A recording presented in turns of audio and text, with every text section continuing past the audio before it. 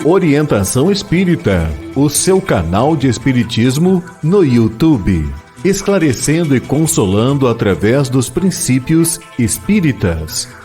Faça a sua inscrição e renove sua vida. Vamos juntos fazer o mundo melhor. Em todos os momentos, o Livro Espírita é a melhor companhia.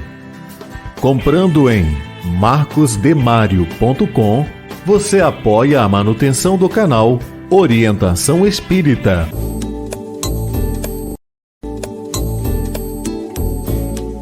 No canal Orientação Espírita, você encontra variada programação, pensada e feita para você. Acompanhe os nossos programas no YouTube. Um olhar para o futuro na construção da Era do Espírito.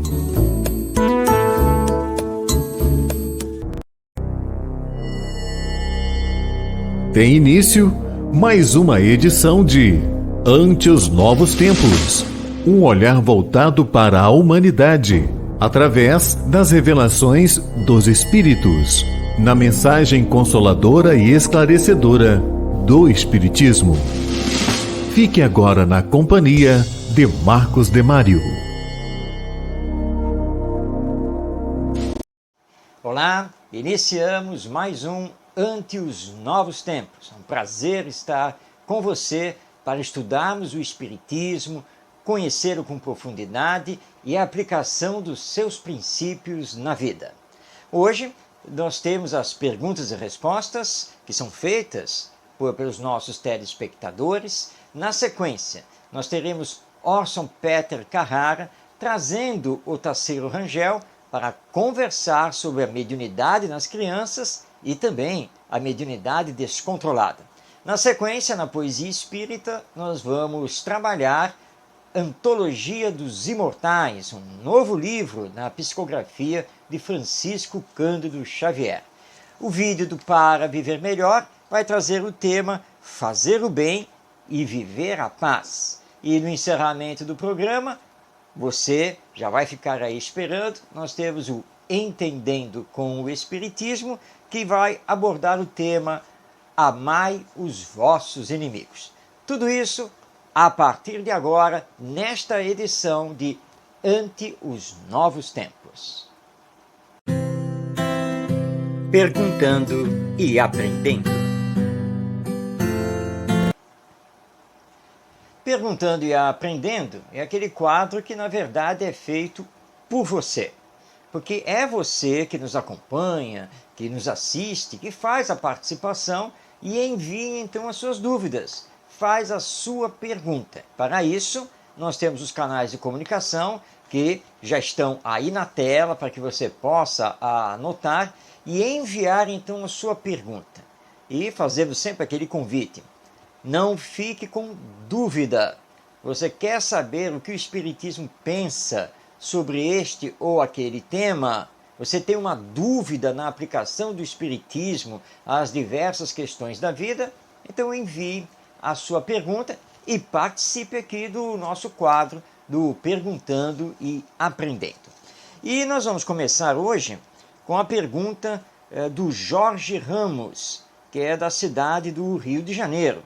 E o Jorge pergunta: por que é mais fácil revidar uma ofensa do que perdoar? Por que nos sentimos tão bem quando nos vingamos de um desafeto?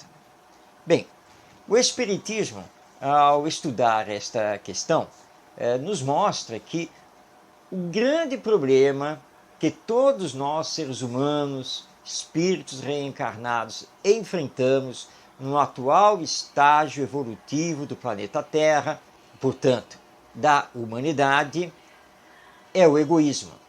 E junto do egoísmo, o orgulho.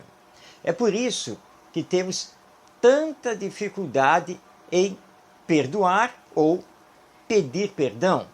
E é por isso também que muitas pessoas se comprazem no desejo da vingança, ou, pelo menos, se comprazem em ficar afastados, sem nunca conceder o perdão ou pedir esse perdão a outra pessoa. Por isso, os espíritos superiores sempre nos solicitaram que combatamos o egoísmo e o orgulho, que são as duas grandes chagas morais da humanidade. O egoísmo nós combatemos através da caridade e o orgulho combatemos através da humildade. Mas entendamos que a base das virtudes é o amor e precisamos urgentemente trabalhar o desenvolvimento e a prática do amor ao próximo. Somente assim nós conseguiremos perdoar e conseguiremos também ser perdoados. E o desejo de revanche, de vingança, tudo isso vai ficar no passado. Então, é um trabalho, na verdade, educacional, que temos que fazer conosco mesmo, reconhecendo que, seja qual for o grau, maior ou menor, todos nós somos egoístas. Todos nós possuímos orgulho, vaidade, e é por isso essa dificuldade do perdoar as ofensas que Jesus, nosso Mestre, solicitou que perdoássemos 70 vezes, 7 vezes, cada ofensa que nos é dirigida. Então, é uma chaga moral e que precisamos trabalhar combatendo essa chaga que é representada pelo egoísmo e pelo orgulho. Por isso, Allan Kardec aponta que o caminho é a educação moral, é o desenvolvimento das virtudes, combatendo as nossas más tendências. Vamos fazer isso e, com certeza, o relacionamento interpessoal vai melhorar muito, porque passará a ter por base o amor. Bem, vamos agora responder a Leia Campos. Ela é de São Paulo, capital. Leia pergunta: minha mãe partiu para a espiritualidade há 2 anos e desde então tenho tido sintomas físicos semelhantes aos dela. Isso pode ser espiritual? Pode, mas pode não ser também. Vamos entender o que acontece aqui neste caso, né, da pessoa que está encarnada passar a sentir os sintomas da doença que levou o ente querido de volta ao mundo espiritual. Aliás, por falar nisso, já que estamos lidando aqui com a questão da desencarnação, vamos aqui lembrar uma frase do querido escritor e pesquisador espírita Hermínio Corrêa de Miranda, quando ele diz que morrer é simplesmente voltar para casa, porque é o nosso retorno ao mundo espiritual de onde viemos. Bem, nós temos aqui 2 hipóteses que podem ser consideradas. A primeira, que é uma hipótese de ordem psicológica, emocional, com consequências físicas. Ou seja, por conviver durante muito tempo com um ente querido, adoentado, observando, vivendo aqueles sintomas daquela doença, todo o tratamento, o ente querido desencarna e psicologicamente nós podemos reter conosco as impressões, as imagens daquela doença, dos seus sintomas, do que acontecia com o nosso ente querido. E, automaticamente, trazermos isso para nós. A ciência estuda isso, que é a questão da doença emocional. Ou seja, ela não é física, não é orgânica, mas nós temos todas as sensações daquela doença física. Mas se formos fazer uma bateria de exames, vai se chegar à conclusão que, fisicamente, organicamente falando, nada temos. Mas sentimos dor disso, tosse daquilo, sintoma disto e daquilo. Então é emocional. Então isso tem que ser investigado, porque essa é uma possibilidade. E aí nada tem a ver com quem desencarnou. Agora vamos à segunda hipótese. O espírito, agora desencarnado, pode ainda durante um tempo ficar ligado aos entes queridos, à casa, à família de uma forma geral, aos bens terrenos que deixou aqui. E pode então, nesse tempo, conviver com a família, conviver com os familiares. Como é um espírito ainda não esclarecido, que não entendeu a transição da morte e que, na sua mente e no seu perispírito, que é o corpo espiritual, ele carrega ainda com ele todas as sensações da doença que o levou à morte, ele pode então, na convivência com os familiares, ele pode sim influenciar espiritualmente este ou aquele familiar mais de perto, porque ele irradia os seus fluidos, as suas energias que estão em desequilíbrio para aquele ente querido com o qual ele se afeiçoa mais. E aí então você, que está sofrendo essa influência fluídica espiritual, passa a sentir o que o espírito sente. Então, se ele ainda considera que ainda sofre as dores daquela doença, ele transmite isso ao encarnado. E aí você passa a sentir os sintomas. Mas como é de ordem espiritual, os exames médicos também nada irão revelar. Então, aí sim nós teríamos a questão de ordem espiritual. Bom, o que fazer? A oração e o evangelho no lar. Isso nós devemos fazer para todo e qualquer ente querido, para todo e qualquer amigo que retorna ao mundo espiritual, para que esse espírito, o mais rapidamente possível, possa recobrar a sua consciência, seu equilíbrio e dar continuidade à sua vida agora no mundo espiritual. E claro, precisamos também modificar a nossa mente, os nossos pensamentos, para não ficarmos ligados aos problemas, à doença que levou aquele ente querido à desencarnação. Com a oração e o evangelho no lar, vamos trazer para nós os bons espíritos que irão então nos auxiliar, e a tendência é que esses sintomas eles passem. E, sendo ou não de ordem espiritual, é sempre bom, obviamente, fazer os exames médicos e, se nada for revelado, também procurar a ajuda de um terapeuta, de preferência espiritualista, para auxiliar a sair desse campo psicológico emocional. Muito bem, continuando o nosso Perguntando e Aprendendo, nós temos agora a pergunta enviada pela Maria Celeste, que é da cidade do Rio de Janeiro.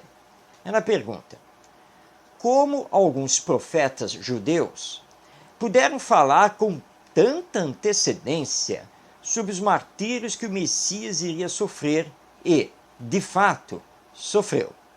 Bem, a Maria Celeste está se referindo aqui aos profetas do antigo povo judeu, profetas esses que aparecem no Velho Testamento, como Isaías, Elias, Daniel e outros.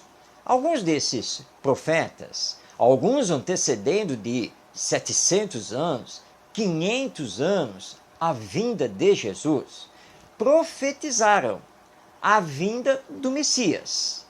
E nessas profecias, alguns chegam a descrever o sofrimento que o Messias teria aqui conosco na Terra e o fato de que ele também seria repudiado, não seria reconhecido.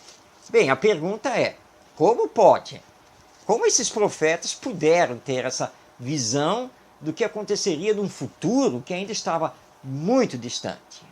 Bem, o Espiritismo nos explica que o profeta nada mais é do que um médium profético. Ou seja, é um médium dotado da faculdade mediúnica de ver o futuro. Futuro esse que lhe é apresentado pelos espíritos superiores de acordo com a vontade divina. Porque o futuro só é revelado em casos muito específicos e muito especiais. Portanto, também é difícil nós termos um médium profético, que é basicamente um médium especial.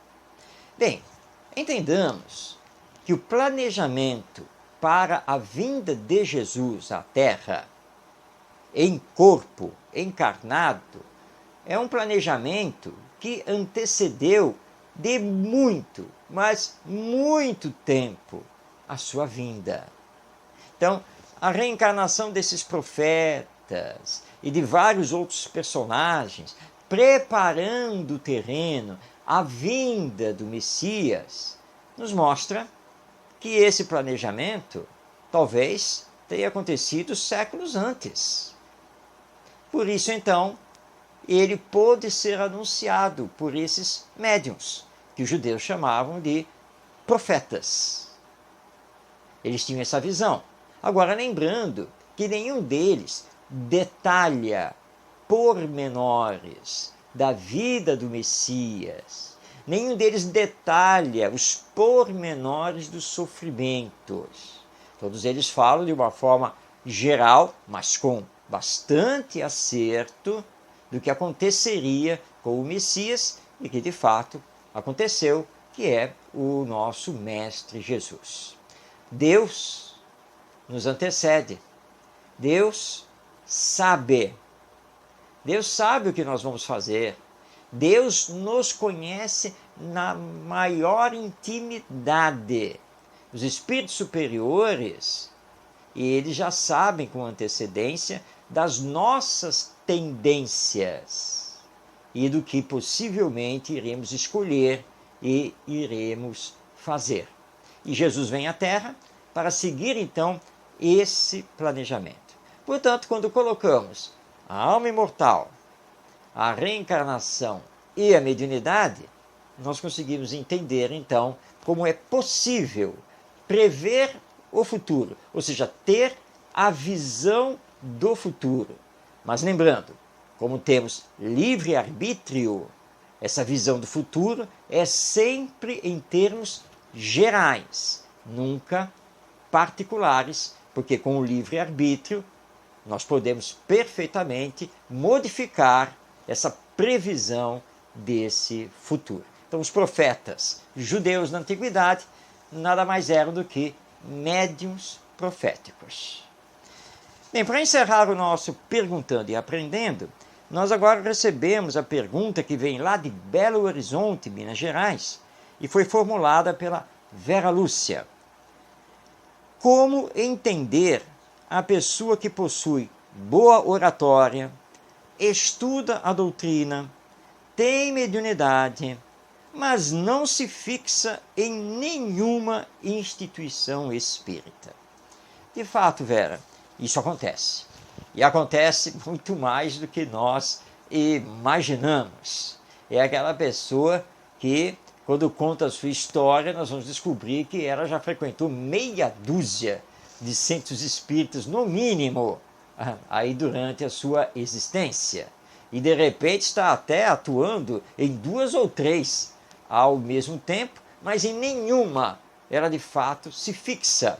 E fica nessa dança, né, daqui para ali e para acolá, porque normalmente essa pessoa, apesar de estudar o Espiritismo, apesar de conhecê-lo, apesar de fazer palestras muito boas, apesar de ser médium, como você coloca, mas é aquela pessoa que nunca assume compromisso, nunca assume responsabilidade. E é por isso que ela não para em nenhum centro espírita.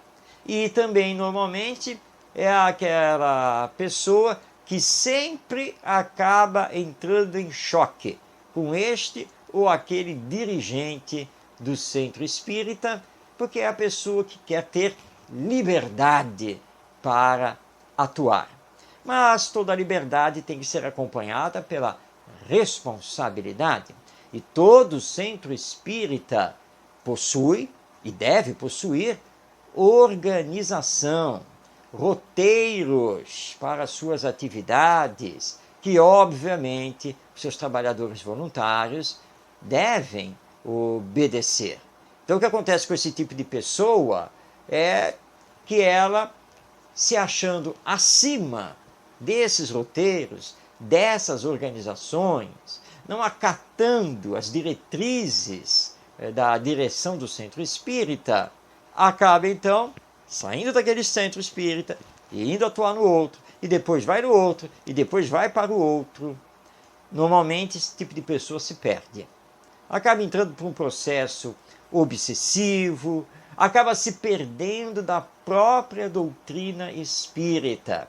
E claro que os centros espíritas começam a fechar as portas para essa pessoa, porque ele começa a falar coisas nas palestras que não estão exatamente de acordo com o espiritismo. Na sua mediunidade, ele começa a fazer espetáculo e assim por diante.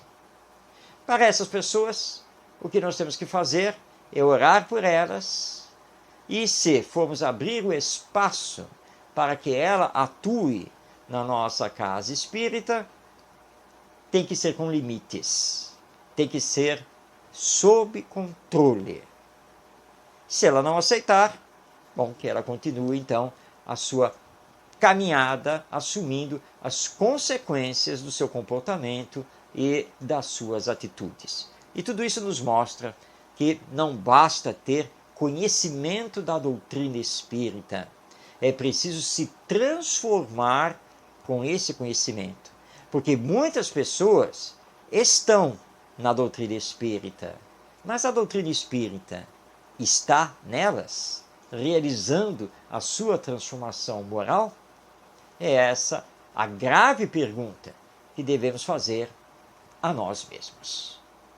Bem, chegamos então aqui ao final do nosso Perguntando e Aprendendo, e deixando já o convite para que você participe do nosso quadro, enviando a sua pergunta, a sua dúvida, para que possamos estudar à luz do Espiritismo e trazer então aqui a resposta. Veja aí na tela os nossos canais de comunicação para que você possa enviar a sua pergunta e participar aqui do Perguntando e Aprendendo, esse quadro que abre o programa ante os novos tempos. Bem, agora está na hora da nossa entrevista. E Orson Peter Carrara, lá de Matão, no estado de São Paulo, vem trazendo para nós entrevistas muito importantes, entrevistas de aproximadamente 10 minutos de duração e que estamos aqui, então, veiculando pelo nosso programa. Hoje nós teremos mais uma vez o comparecimento de Otacílio Rangel, que é da cidade de São Carlos. Aliás, o Otacílio é professor na área de física da Universidade Federal de São Carlos, espírita, estudioso, militante, e hoje, então, em 10 minutos, ele conversa com Orson Peter Carrara a respeito das crianças médiuns e do descontrole mediúnico. Vamos, então, rodar o vídeo.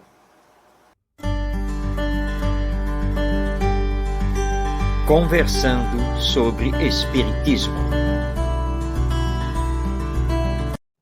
Muito bem. Otacílio, a Márcia, que está participando conosco aqui, pergunta: como é que o Centro Espírita procede quando chega uma pessoa já de idade, uma pessoa madura, com mediunidade ostensiva e sem conhecimento da doutrina?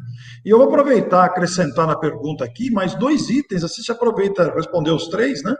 Como é que a gente lida com mediunidade em crianças e com médiuns violentos, agressivos, cuja manifestação mediúnica é de derrubar objetos, derrubar cadeira, agressividade. Então, médiuns violentos, mediunidade em criança e pessoas maduras com mediunidade, mas sem conhecimento. Como é que a gente lida com isso? Olha, a primeira coisa que a gente tem que entender no trabalho mediúnico é que os médiuns precisam ser educados. E a educação mediúnica tem que lembrar que no processo de experienciação no grupo, a educação mediúnica passa principalmente pela educação emocional do médium, porque o médium emocionalmente educado, ele consegue fazer o controle do espírito comunicante de maneira tal que não há nenhuma perturbação emocional na reunião. Então, uma pessoa de idade que tem mediunidade, mas não tem educação mediúnica, precisa primeiro fazer o trabalho de educação mediúnica. Porque não adianta você utilizar um médium deseducado numa reunião, porque ele vai perturbar a reunião inteira. Um médium que não tem equilíbrio, que cai da cadeira, que faz muito barulho, que levanta, ele é um médium ainda mal educado. Ele ainda não aprendeu a ter autocontrole, porque não é o espírito que faz isso, é o médium desequilibrado. Isso é parecido com o trabalho do enfermeiro. Vocês imaginam um enfermeiro que, ao atender uma pessoa que está doente e que está desesperado, se desespera junto com o doente. Se ele se desesperar junto com o doente, ele não consegue ajudar o doente. Então, ele tem que ter calma, tranquilidade para administrar, não é? Com jeitinho, com boas vibrações, com educação, o desequilíbrio do doente e trazer o doente à posição da comunicação para poder ajudá-lo de maneira eficiente. Um médium equilibrado faz isso com os espíritos desequilibrados. Então, a gente às vezes fala assim, mas é o espírito que faz isso com o médium. Não, faz porque o médium deixa, porque ele é um enfermeiro mal preparado.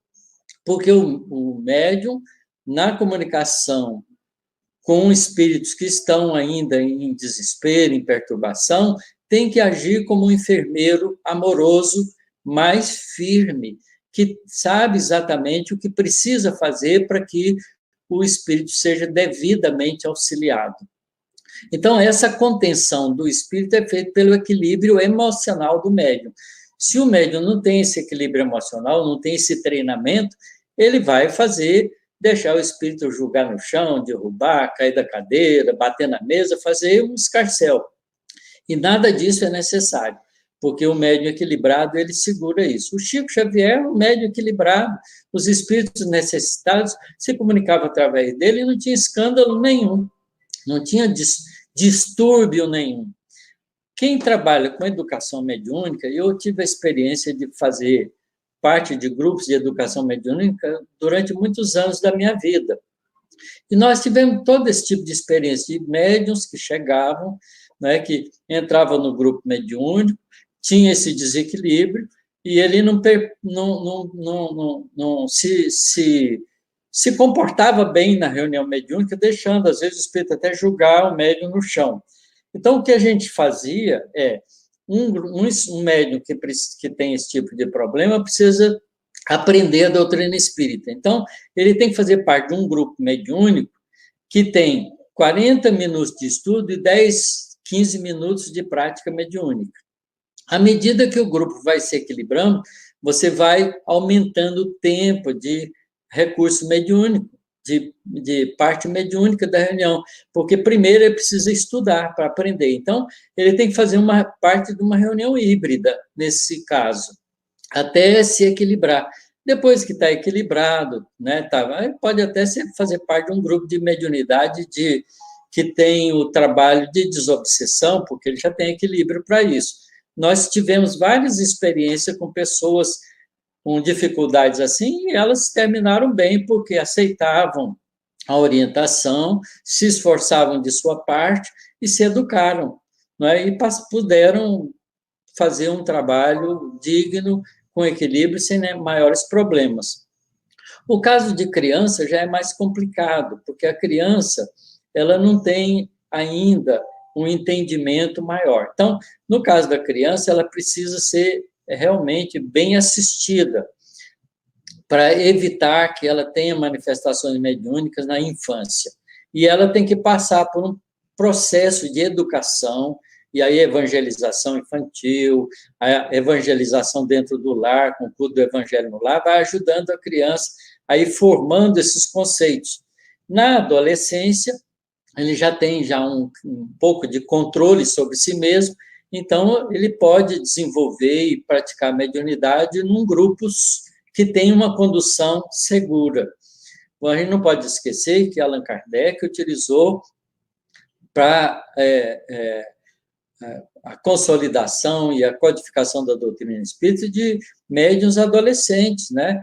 As meninas que o ajudaram nisso tinham 14, 15, 16 anos e tinham mediunidades muito importantes, muito boas, né? Mas estavam sujeitas ali ao controle dos pais, ao controle de um orientador seguro, para que essa mediunidade pudesse ser bem utilizada e não virasse motivos de brincadeiras. Então, é importante que a gente entenda que a parte de condução do trabalho mediúnico, nesse caso, é de fundamental importância, não é? Você falou de uma outra situação que praticamente você respondeu, porque a pessoa perguntou sobre pessoas já de idade, com mediunidade, mas sem conhecimento. Então, parece-me que enquadra-se no mesmo caso da pessoa agressiva que precisa de uma educação emocional. É o mesmo caso, a resposta coube para os dois casos. Deixa eu lhe contar uma experiência muito interessante. Nós tivemos uma vez, nós tínhamos um grupo de estudo, eu sempre participei de 2 grupos mediúnicos, um grupo de estudo e prática mediúnica e um grupo de desobsessão. Então, a gente, nesse grupo de estudo e prática mediúnica, a gente ia preparando médiuns para depois levar para reunião de desobsessão. Uma vez nós tivemos uma experiência muito curiosa. Uma senhora, que fazia parte do nosso grupo, conversando conosco, nos contou o seguinte: Otacílio, a sogra do meu filho está com um problema sério. Ela é evangélica e ela fica mediunizada na casa dela. Ela fica mediunizada na cozinha, né, no trabalho que ela está fazendo, às vezes está cozinhando, fica mediunizada. Então, está um negócio meio complicado lá. Eu falei, olha, se ela aceita a orientação espírita, traz ela aqui para conversar comigo. Aí ela trouxe, ela aceitou, nós conversamos com ela, e eu falei, como você já está com um problema de mediunidade aflorada, você não tem a educação mediúnica e não sabe o que está acontecendo com você, nós vamos fazer um trabalho emergencial com você. Você é uma senhora madura, tem entendimento, está disposta a estudar a doutrina espírita para aprender, então você vai estudar o livro dos médiuns na sua casa. Vai pegar o livro dos médiuns, vai ficar estudando. Qualquer dúvida que você tiver, você vai trazer para mim. E nós vamos incluir você na reunião mediúnica de estudo e prática mediúnica conosco. E eu vou cuidar da sua mediunidade para evitar que você tenha problema. Então, você vai ter que me aceitar como o seu conselheiro. Você aceita? Aceita. Então, vamos fazer isso. Eu trouxe ela para a reunião mediúnica, conversei com o grupo, que era um grupo de estudo e prática mediúnica, todo mundo estava ali fazendo isso exatamente, e eu falei, olha, tem um caso assim, assim, assado, expliquei para todo mundo, vocês concordam que eu traga ela para cá? Concordaram, então eu trouxe ela para a reunião. E fui explicando para ela como é que funcionava e tal, e ela foi participando do nosso estudo. Como ela estudava o livro dos médiuns em casa, ela foi acompanhando o nosso estudo, que já estava em andamento. E na hora da parte mediúnica, eu me acercava dela e falava, olha, se você sentir alguma influência, pode deixar acontecer, que eu estou aqui do seu lado e vou te ajudar. Não fique com receio, não, confie em Deus e vamos fazer o trabalho junto. Olha, foi um sucesso, porque ela foi aceitando essa disciplina, essa ajuda, e ela foi, então, tendo as comunicações mediúnicas no nosso grupo de estudo. E isso foi deixando de acontecer na casa dela para acontecer na reunião mediúnica. Ela ficou conosco mais ou menos 1 ano e meio nesse treinamento e ela aprendeu a controlar a mediunidade dela de uma maneira muito muito boa. E como era uma senhora séria, e como ela era evangélica, era estudiosa da Bíblia, do Novo Testamento, ela estudou a doutrina espírita também com muito cuidado, e olha, depois de algum tempo, eu pude levá-la para a reunião mediúnica de desobsessão, e ela foi uma médium de excelente trabalho. Então, é possível você fazer isso, mas tem que dar uma atenção especial, porque é uma situação especial também. Quando não entra no grupo de estudo normal, estudo e prática mediúnica, como a gente normalmente faz. Poesia Espírita. Poesia Espírita traz hoje um novo livro da psicografia de Francisco Cândido Xavier, porque nós exploramos ao longo de dezenas de programas todo o conteúdo do livro Parnaso de Além Túmulo. Agora é a vez de iniciarmos a obra Antologia dos Imortais, obra fantástica, trazendo poetas brasileiros e portugueses de diversas épocas e de diversos estilos, através da mediunidade psicográfica do nosso famoso Chico Xavier. E hoje é o primeiro programa em que fazemos a abordagem dos poetas do além, que vieram através do Chico Xavier e tiveram então suas poesias publicadas na obra Antologia dos Imortais, que é a publicação da Federação Espírita Brasileira. Hoje nós vamos trazer dois poetas. É que a estrutura do Antologia dos Imortais ela é diferente da estrutura do Parnaso de Além Túmulo, porque o Parnaso foi a primeira obra psicografada por Chico Xavier a ser publicada. E os poetas do além, os nossos queridos irmãos e irmãs que estão desencarnados, vários deles escreveram várias poesias através do Chico e todas elas foram publicadas. No Antologia dos Imortais, cada espírito comparece com uma poesia. Então, a cada programa nós vamos trazer dois poetas do além. E o primeiro é uma poetisa basicamente desconhecida. Ela é brasileira, viveu no século XIX, mas tivemos muita dificuldade para conseguir encontrar referências a ela. Nós encontramos referências a nível das suas poesias, mas não da sua biografia. Trata-se da Júlia Cortines. E a própria Federação Espírita Brasileira também não conseguiu, aqui na publicação, encontrar a sua biografia. De qualquer maneira, ela é uma poetisa basicamente parnasiana e tem alguns dos seus poemas publicados em antologias poéticas do século XIX e início do século XX, e ela comparece através do Chico Xavier com a poesia colombina. Vamos então passar a palavra ao espírito Júlia Cortines. Mascarada mulher, o rabecão trouxera. Morrera em pleno baile a frágil colombina. E, no egrégio salão de culto à medicina, o professor leciona, em voz veemente e austera. Rapazes, contemplai. É rameira e menina. Tombou ébria no vício e com certeza era devassa meretriz, mistura de anjo e fera, flor de lama e prazer, Vênus e Messalina.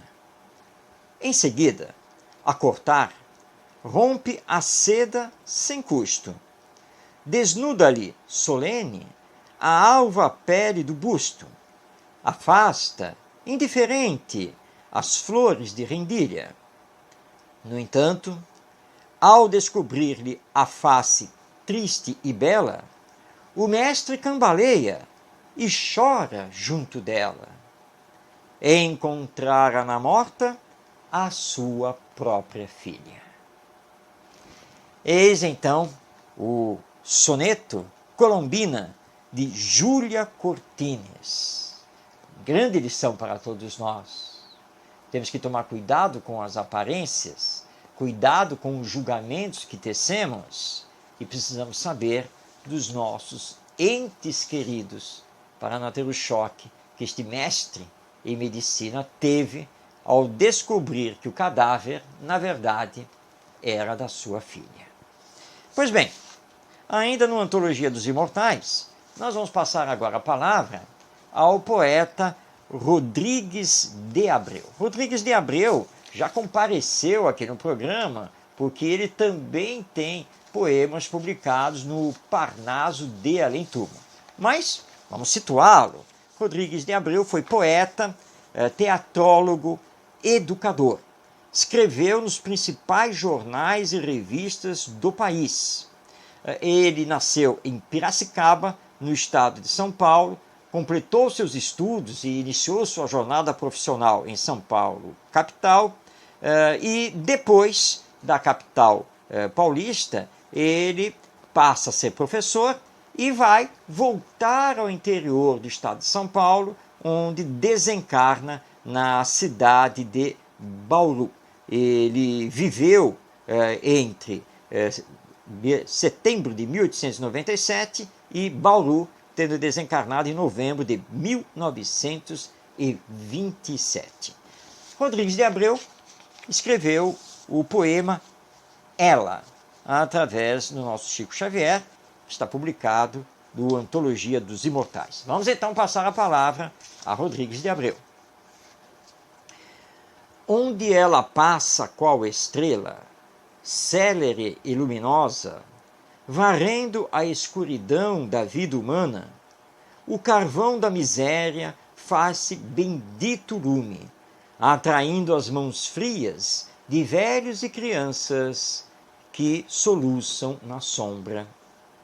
Onde ela passa docemente, por divina visto entre as campas do mundo, toda a planta esmagada reverdece de nova ao brilhar da esperança. Onde ela passa generosa, sobre a lama da terra, lírios brotam do charco, perfumados e puros, com bênçãos do céu projetadas no lodo. Ninguém lhe ouviu jamais qualquer palavra de azedia ou censura. Apenas a vaidade, muitas vezes, lhe toma a retaguarda e espalha o pessimismo nos corações em torno. Comentando, agressiva, a torva indiferença dos que bebem a sós o vinho da ilusão e devoram, cruéis, o pão da mesa farta, dando sobras ao mofo, atolados na usura que a aura anestesia. Ela passa, entretanto, nobre, serena e bela, em profundo silêncio, educando e servindo, sem que ninguém lhe escute sequer o próprio hálito. Porquanto, em tudo e em todos, é sempre a caridade, a luz que veio de Deus. Linda poesia de Rodrigues de Abreu, aqui no livro Antologia dos Imortais, psicografia de Francisco Cândido Xavier, obra essa que é publicada pela Federação Espírita Brasileira e que iniciamos a sua exploração no programa de hoje. Semana que vem, próximo programa, nós teremos mais poetas, mais poesias psicografadas por Chico Xavier desse livro Antologia dos Imortais. E com as reflexões que aqui tivemos, nós já estamos preparados para o vídeo do Para Viver Melhor. E hoje o vídeo tem como assunto fazer o bem e viver em paz. Está na hora então de rodarmos o vídeo de Para Viver Melhor.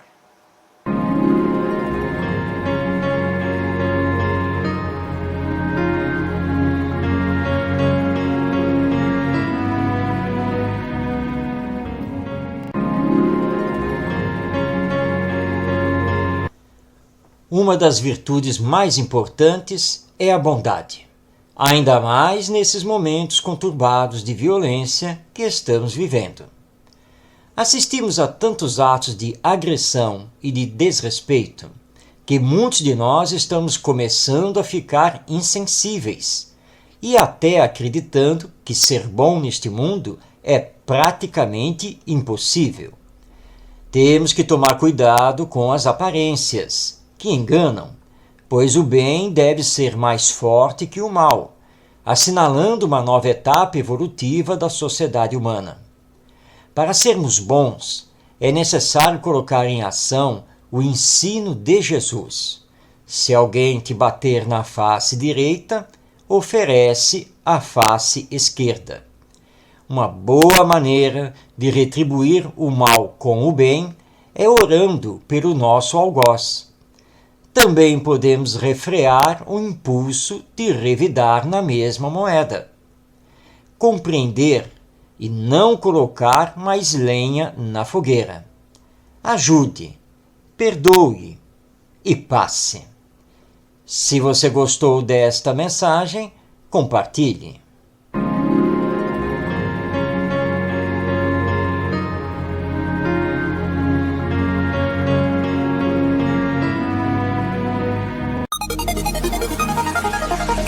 Entendendo com o Espiritismo.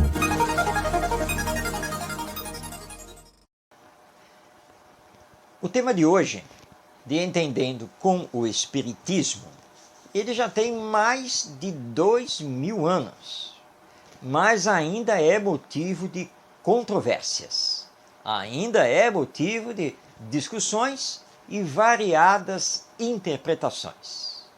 Vamos então conhecer o pensamento do Espiritismo a respeito de um dos ensinos do nosso Mestre Jesus. Amai os vossos inimigos.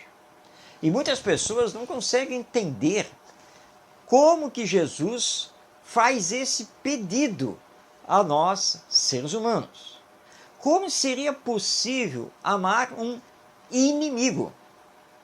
Amar um amigo? Tudo bem. Mas um inimigo? Amar alguém que nos faz o mal? Que nos deseja o mal, que nos traz dor e sofrimento, como poderemos amar a essa pessoa? Será que Jesus se equivocou? Não.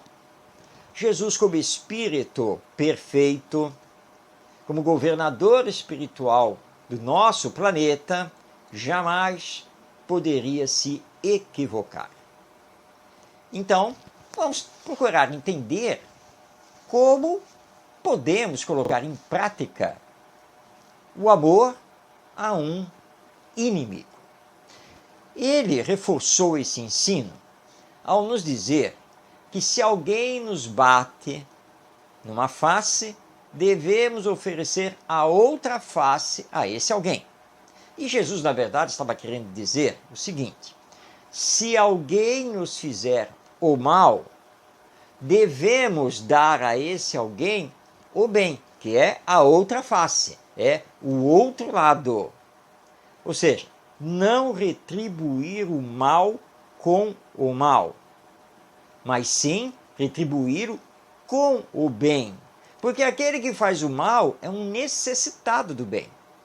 Como nos informam os espíritos superiores, todos os que estão no mal, encarnados e desencarnados, nada mais são do que almas doentes, almas em desequilíbrio, que não conseguiram ainda entender a lei de amor, que ainda não conseguiram obedecer, conformar a sua vida com a lei divina.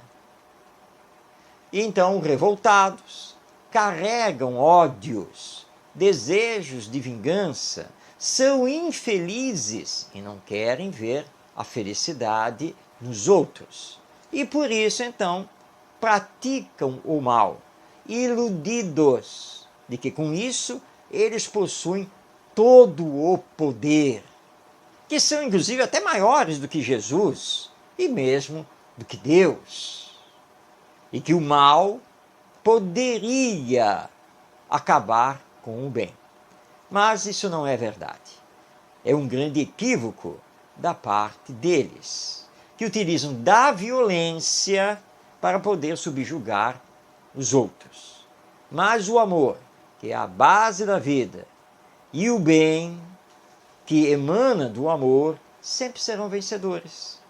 Por isso, Jesus nos informa que herdarão a terra os brandos e pacíficos, os mansos. E nós temos vários exemplos em relação a isso. Citemos, por exemplo, Gandhi, esse apóstolo hindu da não violência. Gandhi nunca revidou o mal com o mal. Ele sempre entregou o bem aos seus adversários, aos seus inimigos.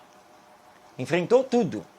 E na hora da morte, quando ele foi alvejado pelos tiros, ele olha para o seu agressor, de arma em punho, e diz simplesmente: ó Deus. Essa expressão para nós ocidentais não significa muita coisa, mas para os hindus é uma expressão de uma alma grandiosa, ou seja, que ele está envolvendo o outro nas bênçãos divinas. E foi isso que ele fez.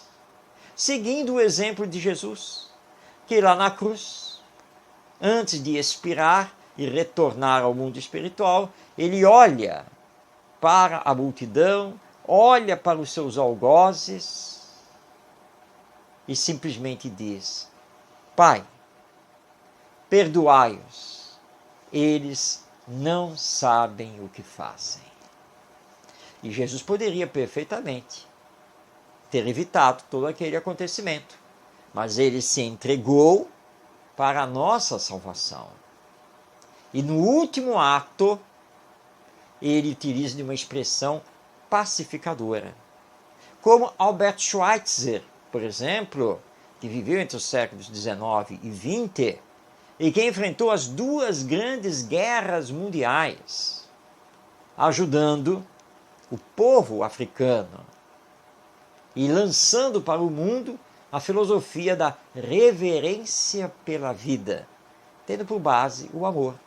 Mas podemos lembrar aqui também Francisco de Assis, que sempre trabalhou pacificamente, sem nunca se revoltar, mesmo sofrendo muito, mesmo sendo perseguido. E aí nós poderíamos citar Madre Teresa de Calcutá, entre tantos outros, que apesar de muitas dores, sofrimentos, ingratidões, perseguições, nunca fizeram o mal. Jamais saíram das suas convicções e da sua fé, mantendo, portanto, sempre a bondade, a caridade e a paz nas suas ações e nas suas palavras. Então nós podemos sim amar os nossos inimigos, não desejando o mal a eles. Pelo contrário, orando por eles. E, quando tivermos oportunidade, fazendo o bem a eles, mesmo que eles, ingratos, venham novamente a fazer o mal a nós. Então esse é o pedido do nosso Mestre Jesus. Obviamente que nós não vamos amar um inimigo na mesma medida que vamos conseguir amar aquele que nos ama, mas devemos fazer todo o esforço para retribuir o mal que ele nos faz com o bem, orando por ele. É isso que nós temos que fazer. E lembrando que a vida, ela vai continuar no depois da morte. Mais dia, menos dia, porque o tempo é o nosso grande tesouro. Essa alma que hoje está aí doente, desequilibrada, vai ter um encontro consigo mesma, com a lei divina e com o amor, haverá de se arrepender e iniciar a reconstrução de si mesma, e vai entrar pelo arrependimento, pelo perdão, pela reparação, e vai chegar também à sua perfeição um dia, como nós também vamos chegar. Essa é a visão do Espiritismo sobre o amai os vossos inimigos, esse ensino moral do nosso Mestre Jesus. Bem, com isso chegamos ao final do nosso programa Ante os Novos Tempos. E já lhe convidando para estar conosco na próxima semana, toda quarta-feira, às 7h, pelo canal Orientação Espírita no YouTube. Paz em seu coração, que Jesus a todos nos abençoe. Um grande abraço e até o nosso próximo encontro.